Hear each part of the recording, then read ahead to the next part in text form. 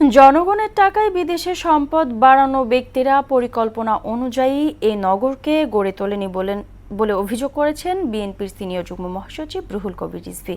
বলেন, বিএনপির রাষ্ট্র ক্ষমতায় গেলে দেশের মানুষ স্বস্তিতে জীবনযাপন করতে পারবে। সকালে রাজধানীর রূপনগরে অগ্নিকাণ্ডে ক্ষতিগ্রস্ত পরিবারকে আর্থিক সহায়তা প্রদান শেষে আবাসিক এলাকায় রাসায়নিক কারখানা স্থাপনের সমালোচনা করেন রুহুল কবির রিজভী। আরও জানাচ্ছেন হুমায়ুন কবির।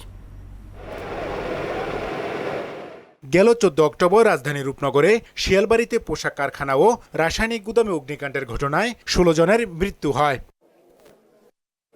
অগ্নিকাণ্ডের ঘটনাকে বেদনায়ক উল্লেখ করে নিহত পরিবারকে বিএনপির ভারপ্রাপ্ত চেয়ারম্যান তারেক রহমানের পক্ষ থেকে প্রতিশ্রুতি অনুযায়ী নগদ 1 লাখ টাকা তুলে দেন দলটির সিনিয়র যুগ্ম মহাসচিব রুহুল কবির রিজভী ও ঢাকা মহানগর উত্তর বিএনপির আহ্বায়ক আমিনুল হক। সহযোগিতার হাত বাড়িয়ে দেওয়ায় বিএনপির ভারপ্রাপ্ত চেয়ারম্যান তারেক রহমানের প্রতি কৃতজ্ঞতা জানান নিহতের স্বজনরা। আল্লাহর রহমতে 1 লক্ষ টাকা পাইছি বিএনপির পক্ষ থেকে, অন্য হাত থেকে আমরা পাই যাই সহযোগিতা। কারখানা কাজ করতে আমার ছেলে, এই ছেলে আমার সম্পদ ছিল। সমাজবিজ্ঞান নিয়ে মাস্টার্স কমপ্লিট করছি।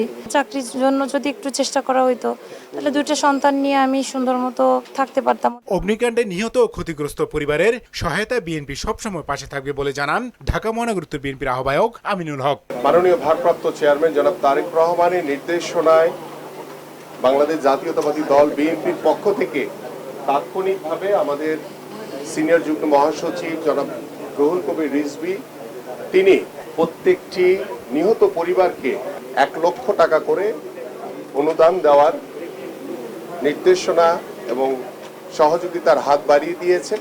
এই সময় বিএনপির সিনিয়র যুগ্ম মহাসচিব রুহুল কবির রিজভী আবাসিক এলাকার রাসায়নিক কারখানা স্থাপনের সমালোচনা করেন। এইরকম একটি আবাসিক এলাকা যেখানে ছেলে মেয়ে নিয়ে পরিবারগুলো বসবাস করে, সেখানে একটি ধ্বংসাত্মক রূপ পরিগ্রহ করতে পারে, মানুষের জীবন বিপন্ন করতে পারে, এই ধরনের একটি রাসায়নিক কারখানা এখানে করার অনুমতি দেওয়া হয় কিভাবে?